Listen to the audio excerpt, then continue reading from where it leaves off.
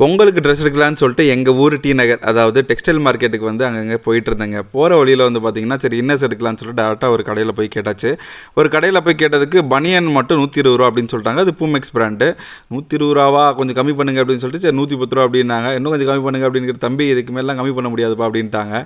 சரி ஓகே வேறு ஏதாவது வழி இருக்கான்னு பார்த்துடலாம். அந்த அண்ணாவே சொன்னார் இந்த மாதிரி வந்து நான் ஒரு பனியன் எடுத்துறேன், அதுவுமே பூமெக்ஸ் பிராண்டு தான். அந்த பிராண்ட் நேம் வந்து மென்ஷன் ஆகிருக்கும். அந்த இதில் ஃபுல்லாகவே பெரிய ஸ்டிக்கர்ஸ் மாதிரி இருக்கும். ஸோ அது வேணால் எடுத்துக்கோங்க, எல்லாமே ஒரே கிளாத் தான் அப்படின்ற மாதிரி சொன்னாங்க. சரி எடுத்துக்காட்டுங்கன்னு சொல்லிட்டு எடுத்து காட்டி பார்த்தா பூமெக்ஸ் மென் அண்ட் உமென்ஸ் அப்படின்னு சொல்லிட்டு போட்டிருந்தது. ஓகே நம்ம ஒன்று எடுத்துக்கலாம் அப்படின்னு சொல்லிட்டு எவ்வளோனான்னு கேட்டேன். 80 ரூபா சொன்னார். அதெல்லாம் கிடையாது அப்படின்னு சொல்லிட்டு 60 ரூபா கொடுத்து கடைசியில் வந்து பிராண்டட் கம்பெனி உண்மையிலே சூப்பராக இருந்ததுங்க.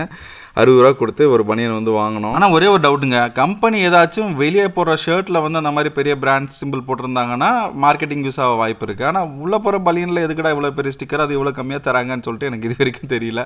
உங்களுக்கு தெரிஞ்சால் மறக்காமல் சொல்லுங்கள். அண்ட் இந்த மாதிரி ஆஃபர் கேட்டு முடிஞ்சால் யூட்டிலைஸ் பண்ணிக்கோங்க. நன்றி.